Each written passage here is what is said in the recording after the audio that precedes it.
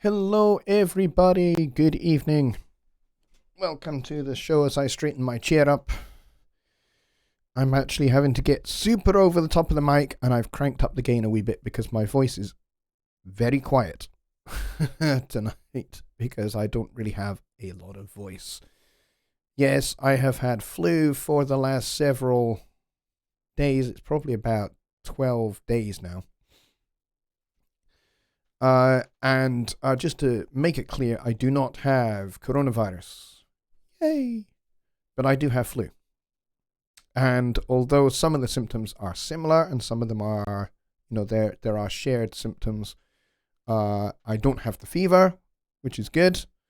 And I don't have the dry and persistent cough that is unproductive.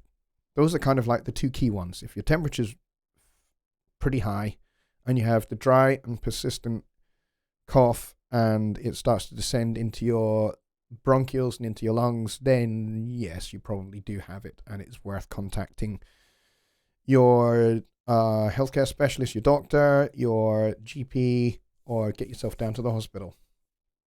I think I said the last time I was online that I've been down to the hospital and I've been tested and all is good. So we are good-ish.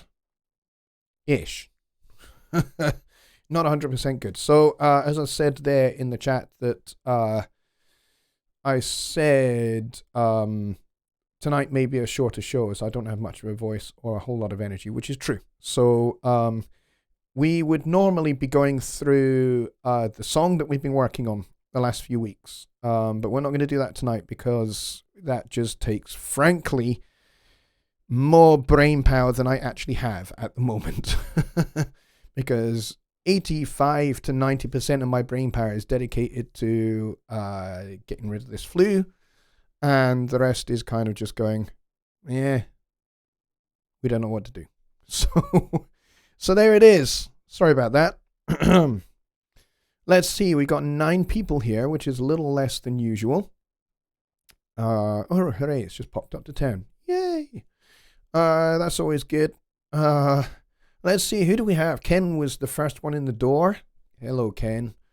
He says, enjoying some reaction videos to Steely Dan songs while waiting for the party to start. There is a beautiful reaction video of somebody who had never heard the song Asia before. And just like the look on their face when you have the glorious Wayne Shore to Steve Gadd duet in the middle of that song. And it's just like the look of total astonishment on their faces. Wonderful. It's glorious to behold. And there's a few like that. There's one where somebody had never heard Larry Carlton's guitar solo on Kid Charlemagne. And just like the jaw goes, oh. So who else do we have here? We have Kyle. He says, keep it brief or take a pass if you really need the rest. We certainly understand. Some hot tea or chicken soup or both. I have actually had both, and I have more tea sitting here. I think I am on cup number 15 of tea today. Yeah, I know that's probably overdoing it maybe a little bit. But yeah, he says, get your wife to bash you over the head with your own cricket bat and rest up. Yeah, I should probably get her to square cut my head for 4 to the backward point boundary. For those of you that understand cricket, you'll know exactly what I'm talking about. But yes, cricket bat to the head might work. I'm sure my GP would agree, just in general terms, whether I have flu or not. Let's see. Carl's watching a friend live stream. He's almost done. Cool. Andy Arthur is here. My good friend Andy Arthur at Thunder Creek Studios. Good to see you, buddy. And I'm glad you're on my show because you don't get to drop in very often, so it's nice to have you here. Steve Ross is here. And he says, glad to hear that you're mostly good. Well, that's... Thanks for that, buddy. I appreciate that. I appreciate your friendship. You are one of my more hilarious friends, and it's very entertaining talking to you. Let's see, who else do we have? Daryl Hunter. He says, greetings. Daryl, good to see you. I think you're new to my show, so welcome. And this is not a normal show, I got to tell you from the start, Daryl. Normally, I don't sound like I have something wrong with my voice. And normally we do engage quite a lot more in other activities. So tonight's just going to kind of be a Q&A show, to be honest. But normally we would do something in Studio One. Normally I would have a particular feature or a particular mixing tip for you guys, and then we'd do a Q&A after that. And what we've been doing, Daryl, the last few weeks is I've basically been writing a song in front of you guys. Just so you get to see kind of my music production process and how I work things out. So yeah, been doing that for the last few weeks. Going to put that on hold this week. Next week we'll pick it up though. We'll resume.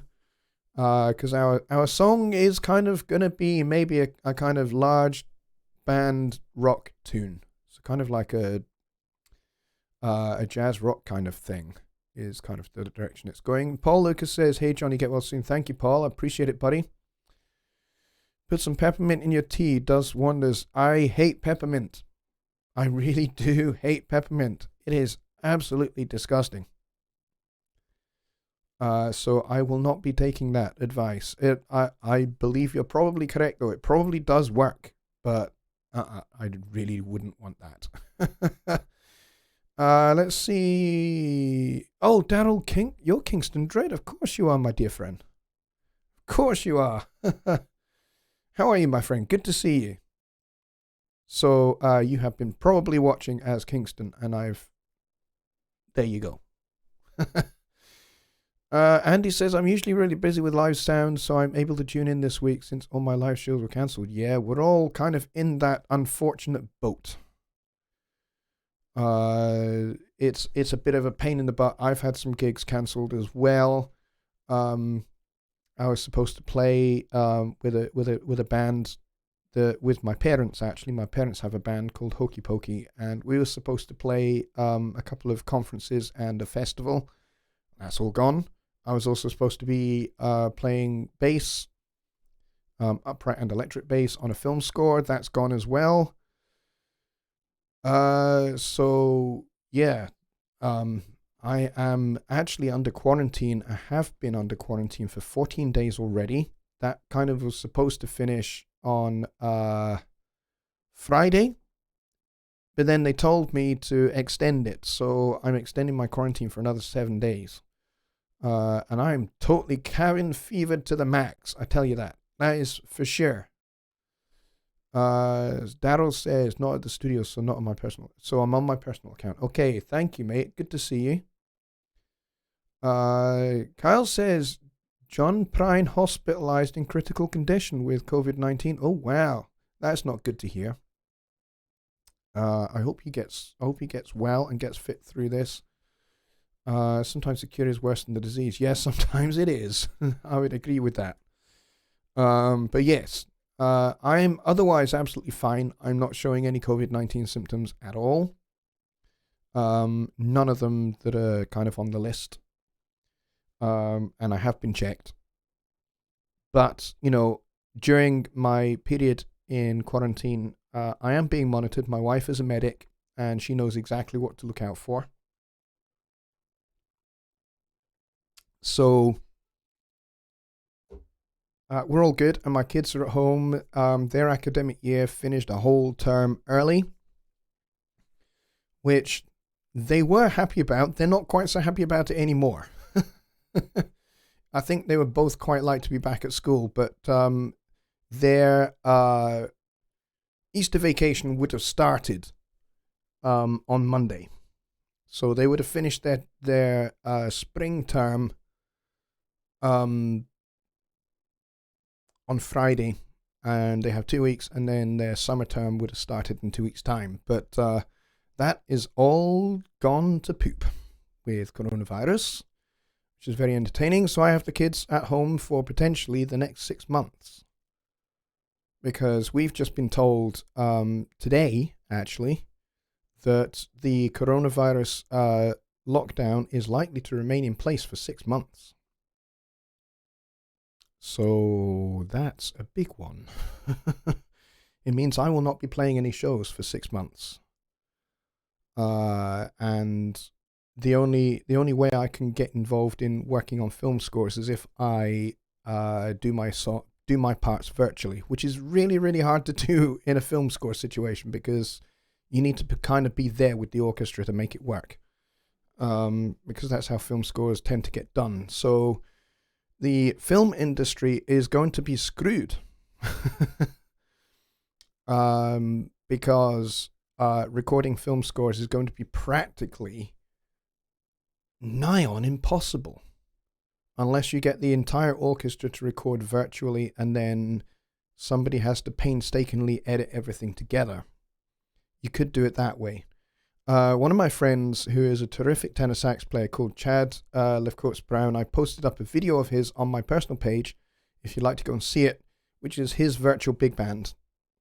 They did an awesome arrangement of a tune, which is up there, and they did all of their parts virtually in their own quarantined home studios, which is amazing, and it sounds absolutely fantastic. Somebody had to edit all that together and line up picture to music, and it sounds wonderful. It's a great arrangement as well. So maybe that is the future for doing film scores.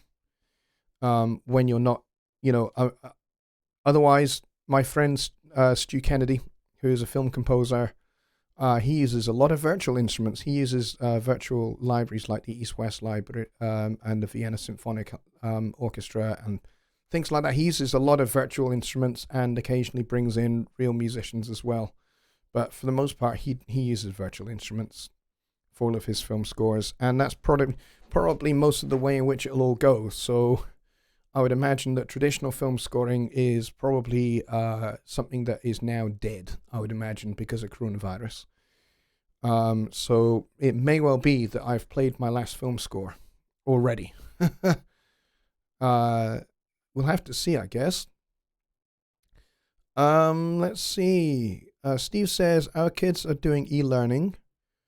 They've been on spring break this last week, but back to school on Tuesday. Steve, are your schools closed or not? Because ours have been, and our academic years have been suspended. So pretty much all of the schools in the United Kingdom are closed, and they pretty much just ended the academic year where we are. So those that are in the final year of primary school here in the UK, which is before you go up into high school, they have graduated and will be going up into high school. And those that are in senior year at high school and about to go off to college and university, they have already graduated as well without completing their exams. Their exams have been cancelled. So their mock exams will be kind of the grades that they will get to carry forward to universities, and universities are going to adapt and everything else. So that's going to be an interesting way to work for the future. Let's close that. You didn't see that, but I did. Wow. Kyle says, which is why we love JL and JG. Keep learning us stuff. Well, yeah, I'm going to try and do that. I'm going to try over this very strange time that we live in to put up a whole bunch of new content. It's quite hard making videos at the moment because I have the kids home with me all the time. So, and I've not been very well either. So hopefully once I'm fully fit, I will be shifting all of my working schedule to the late hours of the night. And trying to do all my work for Personas during the daytime whilst my kids are here. So that's kind of what I'm going to be trying to do, is move all my video production to nighttime whilst I do all my day job work for Personas during the day here, which will be before they even start their day. So I'll be finishing before they even get to the office, if they were getting to the office, which they're not, of course. They're all working from home. So there we go. Steve says schools remain open for now, but all virtual learning. Right. Okay. Yeah. Nobody is going to school at the moment, but our kids are doing virtual learning. They have online accounts for various various websites where they go and they have work set for them by their teachers, and they have to go and complete that work. So that's all fun and games. Steve says my son will likely not have a graduation, but will still finish his last semester. Yeah, I don't think there'll be any graduation ceremonies at all. You'll probably just get your certificates and stuff sent in the mail. Stuff like that. Ken says, I start virtual teaching tomorrow, but we are not allowed to do any new instruction because we cannot guarantee that we are reaching all the kids. Yeah, I totally get that, mate. I totally get that. As a former high school teacher myself, I know what that's like. And one of the things I was involved in when I was a high school teacher here in Scotland was I was involved in the project to develop virtual classroom technology with a virtual teacher avatar and everything else, and everything's done by virtual reality, which is very cool. So basically you create a virtual version of your school classroom environment in a virtual world, basically. And I was on a team that developed that technology. So I had a virtual music room. And the cool thing about having a virtual music room is you can fill it with whatever gear you want. So I had like a Hammond B3 organ, I had a Fender Rhodes electric piano, I had all sorts of crazy stuff. I had a virtual recording studio in there as well, which is all just loads of fun. Not all of it was actual functional stuff, but some of it was. I had the virtual recording studio linked to a piece of software. I don't know whether it's still available, but it is literally an online virtual DAW. Online, I can't remember what it's called though. That's the problem. But I had it set up so that kids could go literally kind of via virtual reality walk into the classroom recording studio and go to that online DAW, and they could collaborate together on music projects, on music production coursework, because I wrote a music production high school course, fully accredited with the Scottish Qualifications Association, which is all fun. But there we go. Carl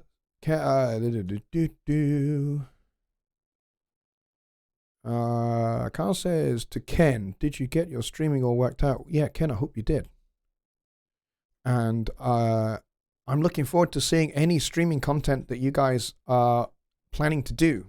I hope you guys actually do start to make use of streaming, even if you're just going to do like virtual concerts.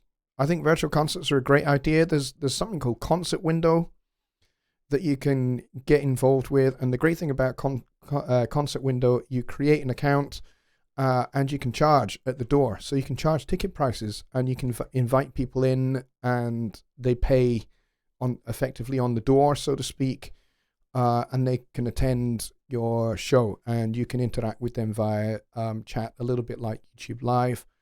I think Joe Gilder has used it a few times to do his kind of live from home concerts that he's done. He's done a few of those, and I think he used Concert Window at that time. And you can also have like a tip jar as well if you want to. So I mean, that is one way in which us musicians who would normally be out gigging can actually do gigs at home. And if you're really smart, Ian Shepherd, my good friend down in Cambridge, he has a website called productionadvice.co.uk. You should go check it out. He's got some awesome stuff on his site. He's a world-renowned mastering engineer and a terrific educator. But one of the things he was talking about was he found a piece of software that allows you to remotely record with zero latency, or almost zero latency. I think he had like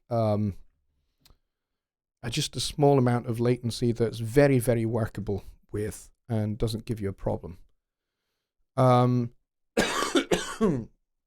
So you should go and check out that particular video on his YouTube channel. It's very, very cool. And then follow the links from that. Let's see. Steve says, the way our e-learning is set up, attendance is well monitored and trackable. Yes, no issues with knowing if the kids are in class or not. And there's a constant interaction. I'm extremely impressed with how seamless the transition has been. Yeah, educators have not had an awful lot of time to prepare. Schools have not had a lot of time to prepare for this. In the case of my kids' school, their primary school, their school had a fire at the start of February, which gutted about 75% of the building. And so they have been out of that school building and decanted to about 4 other schools since then.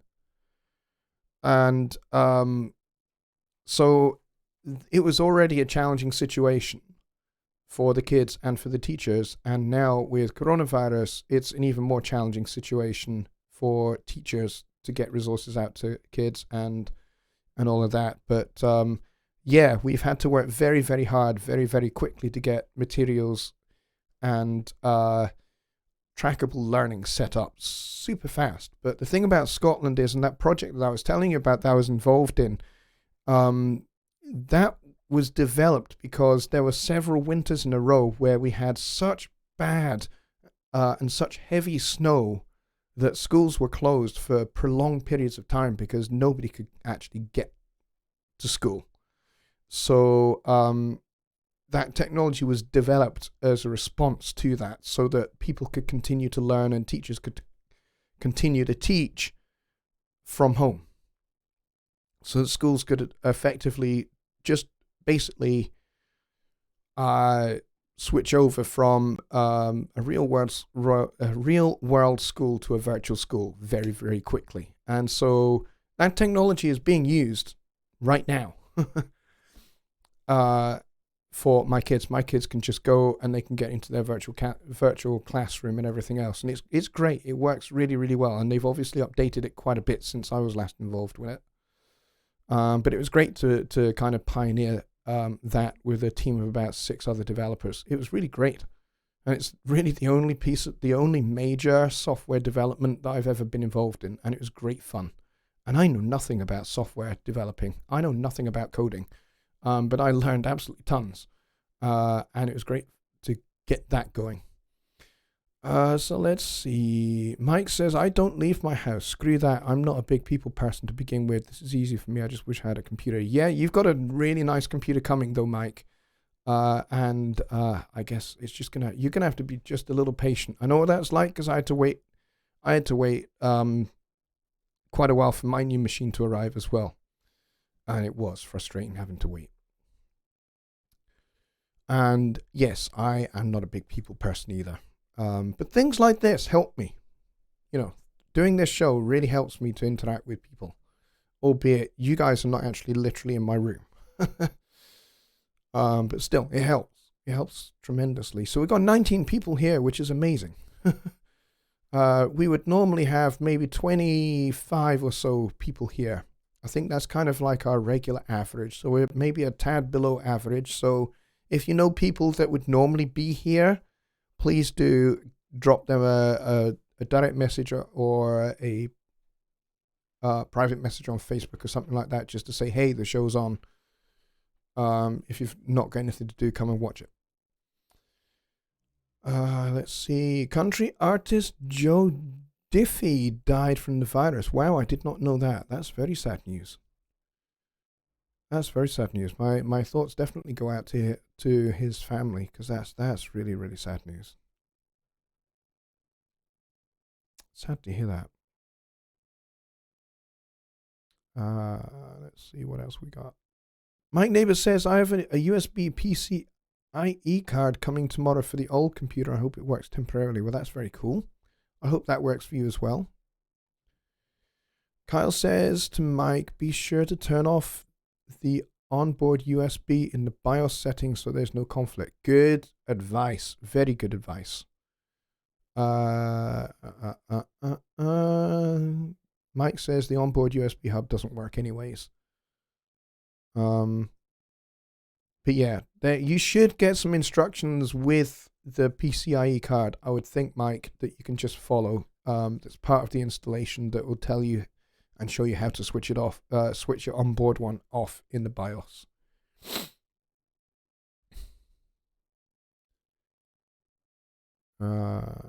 Okay, Mike Johnson says the USB card will probably work fine. Should have completely different IRQ assignments, so I doubt there'll be a conflict. Cool. There you go. I did not know that. I imagine there'd be something that would mean that there wouldn't be a conflict. So that's good to know that there isn't. Because I know nothing about such things. Alrighty, folks, we are at 27 minutes past the hour. So hit me with your questions to do with mixing, mastering, songwriting, arranging, composing, Studio One, and all of that kind of stuff. So please do hit me with your questions. And I'll endeavor to answer as many as I can, and then we'll wrap the show. Andrew Farmer's here. Hello, Andrew. Good to see you, mate. He says, a friend of mine came over, and after our conversation of an hour, he told me his wife just got tested for the virus. Wow.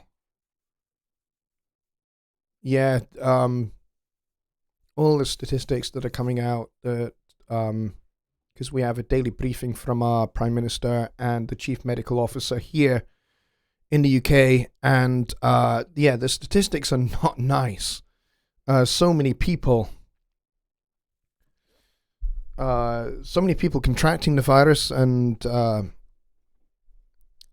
you know, just overnight we had, I think the UK had 206 or something like that new deaths in the last 24 hours. So who knows what the numbers will be, you know, at 5 p.m. tomorrow, but pretty much every 5 p.m. is when the new stats come out. So kind of we know kind of how bad it is. So it's essentially when you reach this kind of near peak point, they say that the death rate doubles per 24 hours. So 206 people will become 412, and so on and so forth, before it actually hits the peak. We're probably about 10 to 12 days away from actually hitting the peak. But from other people I've read, other experts in the field that I've read, they think that there may be multiple peaks. So you kind of hit a peak, and then it kind of flatlines a bit, and you think, oh, it's leveling off. We're flattening it, and then there's a second peak. Because they think that there is a second version of the virus that is doing the rounds now. So kind of what we have had going through is version 1, and then there's a second mutation that is going round as well, that is kind of following on the back of it. So that's something for us all to look out for. Mike says, I'm on my phone. You sound like shit. Just noticed that in your voice. Yeah, I know I don't sound good. This will be fun to watch in about 3 months' time, and I'll be looking back going, gosh, I sound awful. Andrew says, I think it's a lot worse than they're telling us. They just don't want civil unrest. Yeah, I think you may be right. I think you may be right because, you know, we are so late testing people, particularly the United Kingdom and the United States. We are so late in starting to get people tested that there is just a vast swathe of people that haven't even been tested who are probably infecting people and have infected people, and we have no idea how many people they've infected. Particularly as it's, you know, 8 times more infectious than regular seasonal flu. So, and normally per 10 rounds of infection from one person, that one person could infect 15 people. Well, with coronavirus, it's much more like one person can infect 60,000 people. And then, you know, those 60,000 individual peoples can then infect 60,000 people each. And that's when you realize just how phenomenally fast this thing is spreading, and, why it is so important for us to have a completely and utterly 100% lockdown. And, people are not responding to advice. People don't respond to advice. If, governments will say, oh, it's advisable that you stay indoors. It's advisable you do this. It's advisable that you do that. And people go, oh, that's only advice. That means I don't have to do it. There's no law that makes me do it. And so people don't. And that's where the problem is. After lockdown here was brought into place last week, people were still cramming the London Underground system and packing themselves into tube trains like sardines. Who knows how many people were infected then? Just in those tube trains on that morning.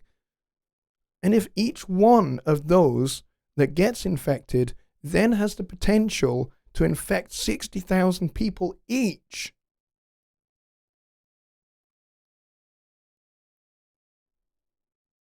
That's why it's so important, folks, that if your country has a lockdown, you go with it. If your country does not have a lockdown, you know what? Take the initiative. If your country does not have an official lockdown, take the initiative and volunteer to lock yourself down. And, spread the word throughout your neighborhood. Show some leadership. If your government are refusing to provide the leadership, it is on the citizenry, us, to provide leadership. That's what we should do. Because otherwise, we're not going to beat this thing. And it's not going to pass for some time. And even if it does pass, it could get reintroduced. They were saying that today, in South Korea. South Korea have largely got on top of it. But here's the thing. People are still flying into the country. And it's entirely possible that those people that are flying in could be new carriers of the virus. And they could reintroduce it into South Korea. And then with their borders not locked down, it could start a new spread of coronavirus. And it could even be a new strain that we've not seen yet. So, until governments actually enforce this and say, this is a mandatory lockdown, and if you fail to adhere to that mandatory lockdown, you will not only be fined, you will be charged, and it will go on your criminal record. So even if you're like me, you've never committed any major crime sufficient to warrant having a criminal record,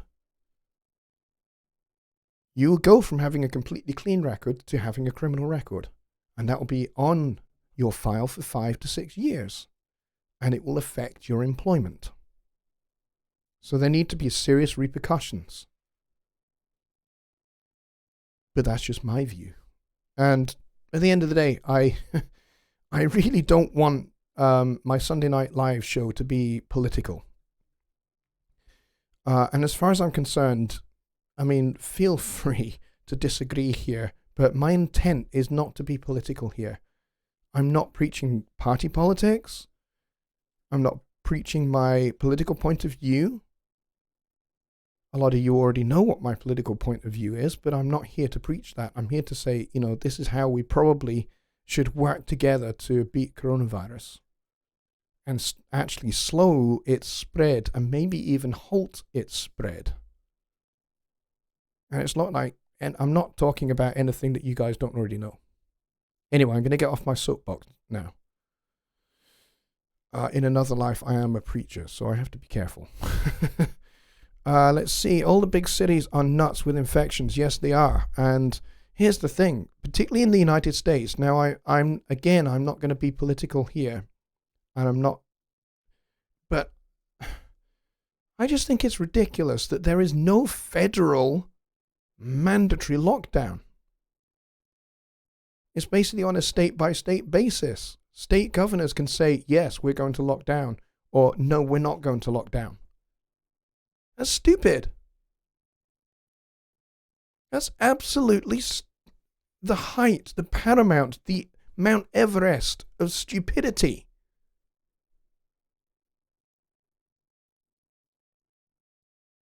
You know, and it doesn't matter whether state governors or the current president is Republican or Democrat. I don't care. That's still absolute paramount stupidity. And that's how thousands of people are going to end up dead. But there we go. Let's see. Let's get back to music and audio, shall we?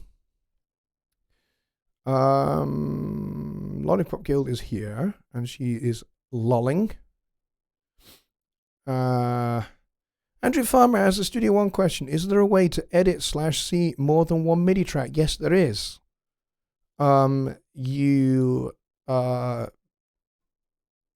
Yes, you can. Sorry. You absolutely can. You just need to have your all those MIDI tracks that you want to edit together. You need to, well, you can certainly see them, but I think you have to have each one of them highlighted to make them active to edit them. But you can certainly see all the MIDI notes, and they are in different colors, so you can distinguish which one is which. But you certainly just select those channels, and then you open the MIDI editor, and you should be able to see all of, let's say you've got a piano part, a drum part, a bass guitar part, and, you know, let's say you want to edit a horn section, a virtual horn section that you've created using virtual instruments like the Chris Hine horns or something, and you want to be able to edit those together. You can certainly have all of those selected, and and you can see them all in the same music editor screen. And then they appear in different colors so that they are like a different layer, so to speak. And then you just click on any one of the notes in any particular layer to make that layer active, and then you can edit that, and then you can move to the next one and the next one and so on. Yeah, you can definitely do that in Studio One. Lollipop Guild says because they don't want to be locked out, and possibly if it applies to one, it applies to all. Yes, it should. That's the way it should be. Fud Firebird says New South Wales state government here in Australia has just introduced police enforcement plus the possibility of fines. Yes, we had that. We had that enforced last week. Andrew Farmer says, in the editor, I tried to do more than one that way, but couldn't see more than one at a time. Yes, you can do it. I have seen it done. I don't think I've ever done it myself, but you certainly can do it. It is certainly possible to do it. Because I've seen it done. Although, as I say, I haven't actually done it myself. But yeah, it can be done. It can be done.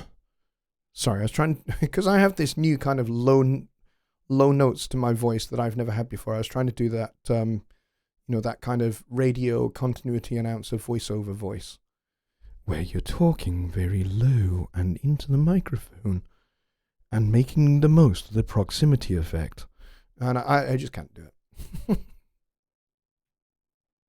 Any more Studio One questions? We've got 20 minutes left. Do.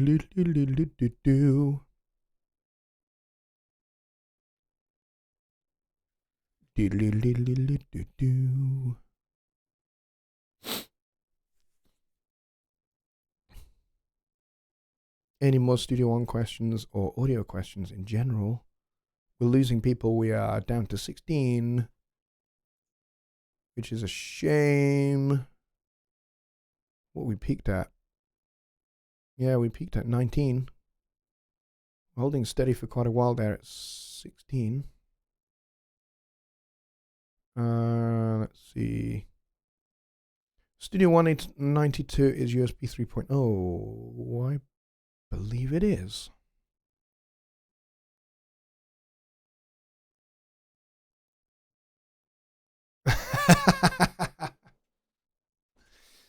Steve Ross says, are you trying to horn in on my action? That's hilarious. Actually, I do some voiceover work, believe it or not. I do some continuity announcement here for local Scottish radio, an Edinburgh-based radio station that broadcasts in Edinburgh and the Lothians, which are like the 5 counties that surround Edinburgh. So yes, I do some continuity announcing. I don't do it with an English accent. I do it with my natural Scottish accent. And it's like, coming up next on 4th Radio 1. Yeah, I do that kind of stuff. Michael Johnson says, I didn't catch if you commented on my question about the 192. Did you have a question about the 192? I don't know whether here we go. I just saw an open box deal on a Studio 192 USB interface for $700. Is that a good deal on a quality interface? The Studio 192 is a very, very high quality device. One of the best features of the Studio 192 is that it comes with the Fat Channel DSP. What does that mean? That means you can record with Fat Channel plugins on the way in, which is great. Jonny Gibe has used one for years. That's why the voice, for the most part, on his broadcast for a long time has sounded so good. And the reason for that is because he uses the Fat Channel EQ and the limiter on the way in. So you get to hear what it's like. And he also uses the expander so that it dials out the room noise. I don't have that. I have the Studio 1824C. It has no onboard DSP because the Studio 192 is the only one that does have it. The only other devices that we make that do have that are the Series 3 mixers. I would love it if there were more devices with Fat Channel DSP. That would be awesome. Back in the day, the VSL series of interfaces had what VSL stood for Virtual Studio Live, and what that meant was that you had the Fat Channel in a software form running in Universal Control for the VSL devices. And unfortunately, although those devices still work as interfaces, the VSL software had to be discontinued. And the reason why, and it upset a lot of people, but the reason why it had to be discontinued is because Apple made a change to their audio codecs in macOS, which broke the Virtual Studio Live software. And it just would not work. And we couldn't get it to work. So it had to be discontinued, and obviously it's not fair for it still to work on a Windows platform and not work on a Mac platform. That's not fair. So it was discontinued on both platforms. So the only way you can have Fat Channel DSP now is through the Studio 192. You could have it on the Studio 192 mobile. That's a device that has also been discontinued. But you can still find them on eBay, and a few stores still flog them. So worth getting if you can.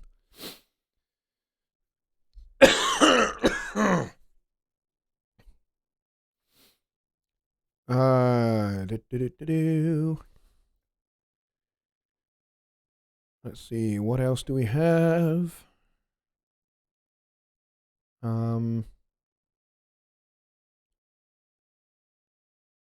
See.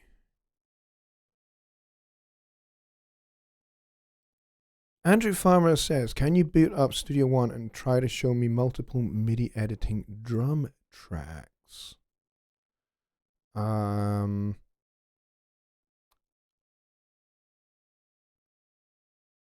Let's see, what else do we have? I gotta go. The small screen is killing me. Sorry about that, Mike. Take care, buddy. Hope to catch up with you soon. Okay.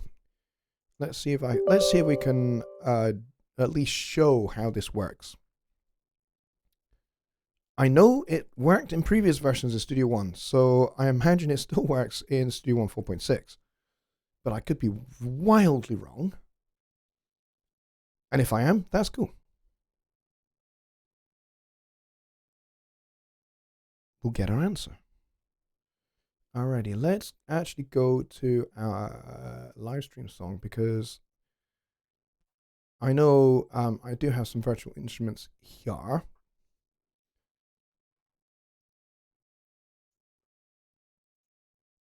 Alright, so this is the song as we have it.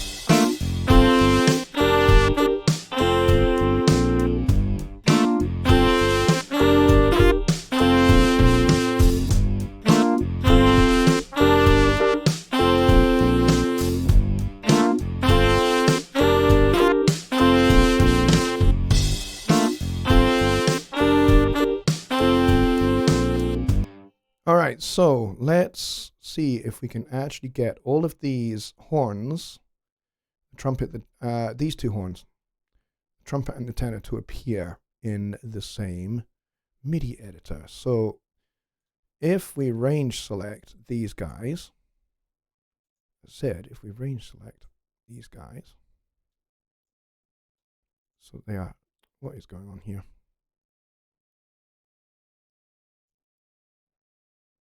Why is it not selecting them?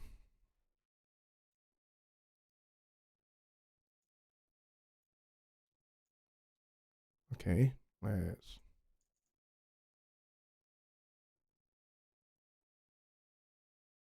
zoom this in a bit. Aha, it does work. Go from here.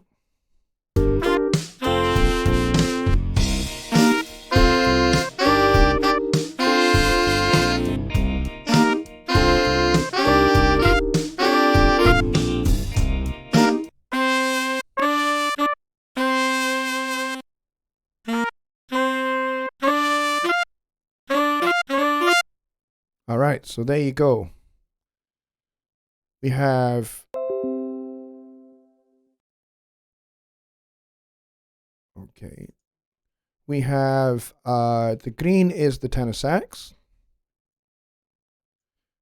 and this kind of bluey kind of color is the trumpet. And if I click on the trumpet, you see how now that's become active. If I click on this one, see how it's changing the instrument over?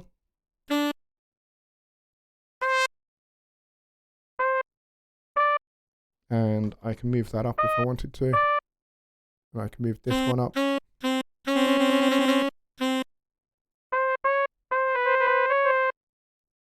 So it's actually pretty easy. And you could probably do this with a drum set as well. If you wanted to actually, you know, if you've got your drums on different MIDI channels, you could do that. So that's how that works. And you basically just highlight the multiple events. And that's how that would work. Excuse me, snorting into the mic. So I could make the alto, the tenor, and the trumpet all appear by doing the same thing.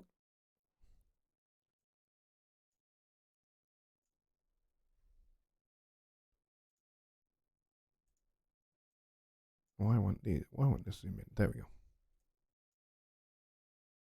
And now we've got the tenor, the alto, and the trumpet.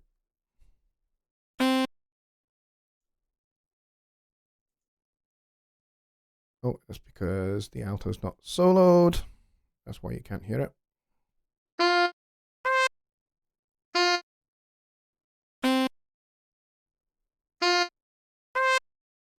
All right, so that's how that works.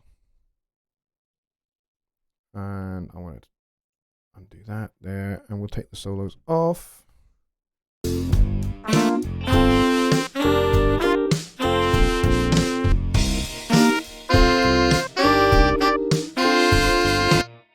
All right, so I hope that helps.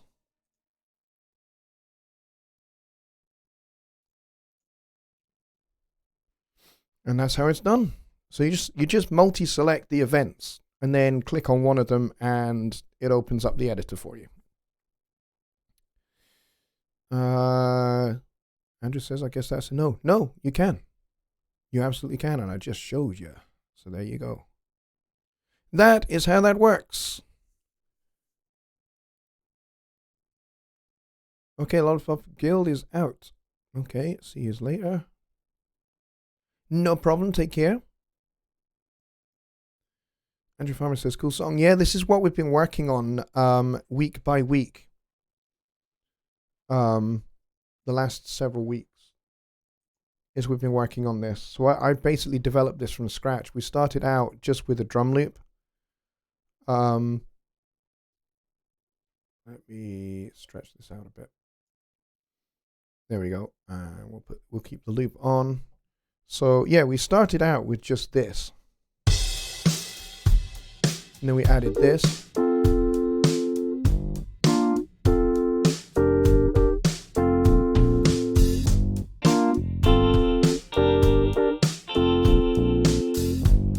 And then a distorted guitar doubling the bass.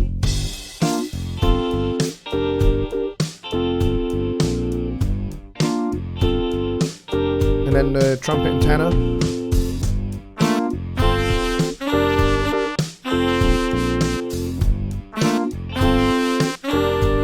And the alto.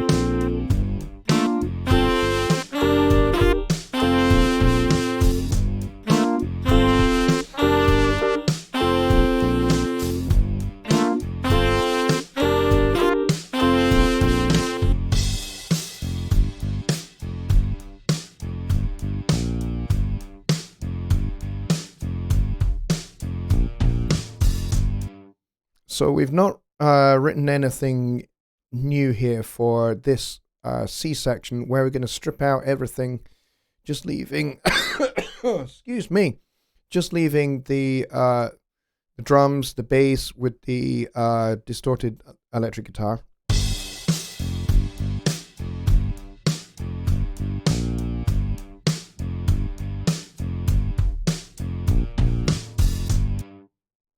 Like that. And I mean, that's kind of a bit of a kind of TV detective series arranging technique. If you ever listen to any of the kind of the late 60s, early 70s TV cop shows, you'll hear that a lot. Bass being doubled by an overdriven electric guitar, distorted electric guitar. The guitar playing the octave above the bass, and it's a pretty popular kind of sound. Starsky and Hutch, watch Starsky and Hutch and listen out for that kind of thing. You'll find it cropping up in episodes of Perry Mason as well, and Columbo. It's used a lot, to the point where it almost became a cliche, and I thought I'd use this kind of little technique in this song, just kind of as an homage to that kind of thing. And maybe this is kind of a little bit of a cop show kind of theme tune thing that we've got going on here. So we're going to add more instrumentation to this. This is just kind of the bare bones structure that we've got going at the moment. We've got trumpet, tenor sax, alto sax. We're probably going to add a couple more trumpets, a couple more tenor saxophones, a couple more altos, and some trombones. So it's kind of like a kind of rock big band kind of thing. And we'll do something quite different here, texturally, harmonically, whilst maintaining, because basically I'm sticking to the 2-chord 5-note song challenge that I put out a while back for people to try and do. Michael Johnson, it was his wonderful suggestion. Why don't you make this song that you're going to write in front of everybody week by week? Why don't you make it your 2-chord 5-note challenge? And I was just like, what a great idea. That way I can show you how I am creative within those boundaries, without breaking the rules. So yeah, so we've got this bit to go yet, Andrew. And then we're going to bring back this A section. Then we're going to work out an ending section. So I'm using an AABA form with a middle section. And then we'll bring back the A section for the last time with an ending. And it's obviously not a very long song. I mean, so far it's, let's see, 2 minutes and 14 seconds. So we can stretch this out with some improvisation over these chord changes a bit. And I can do that by just repeating sections in the arranger track. That's easy enough to do.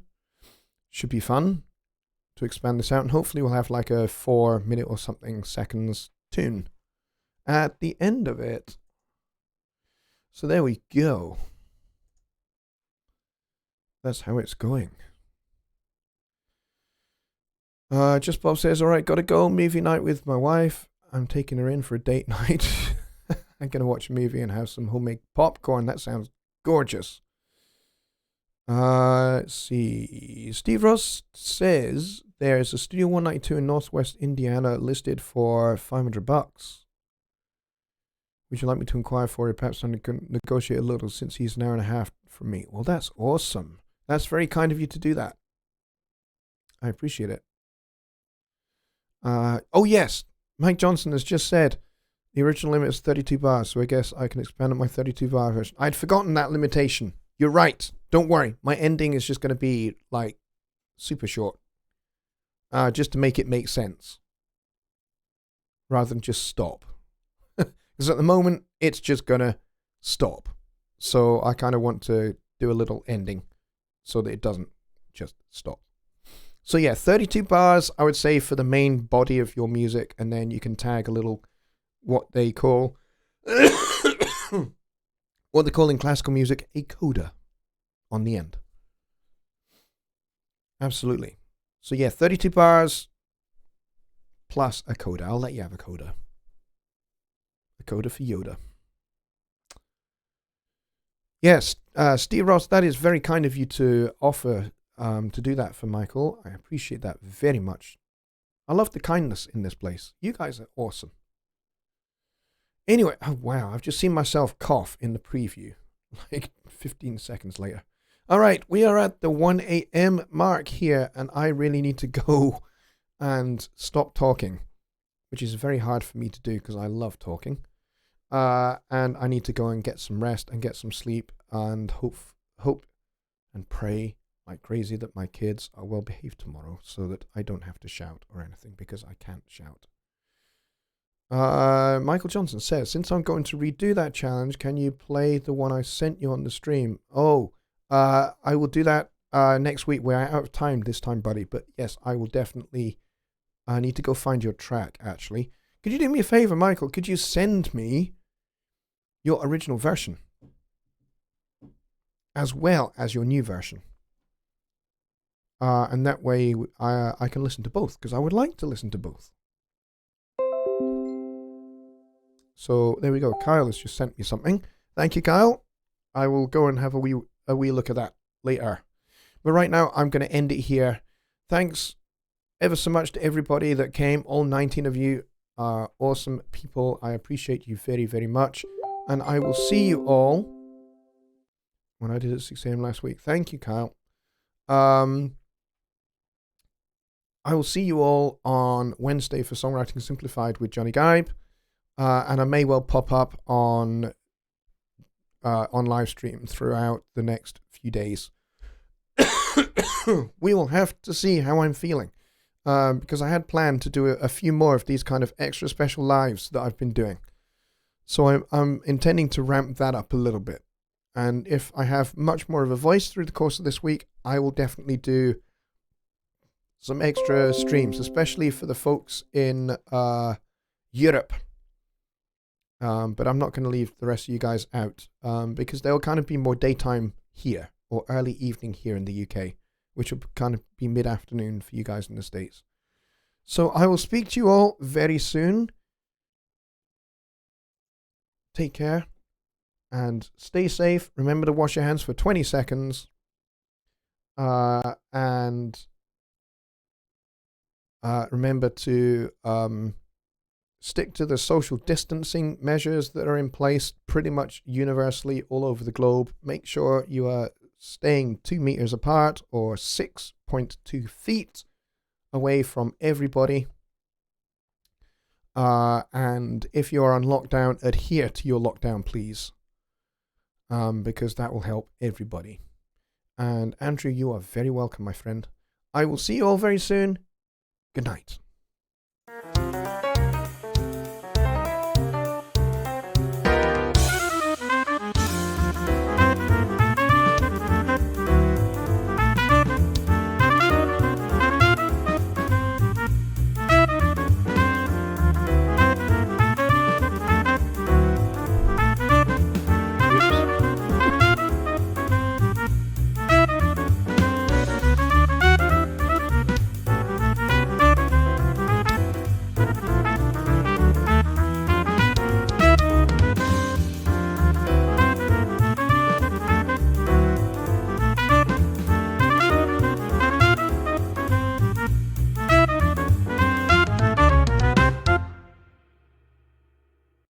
Good night, everyone.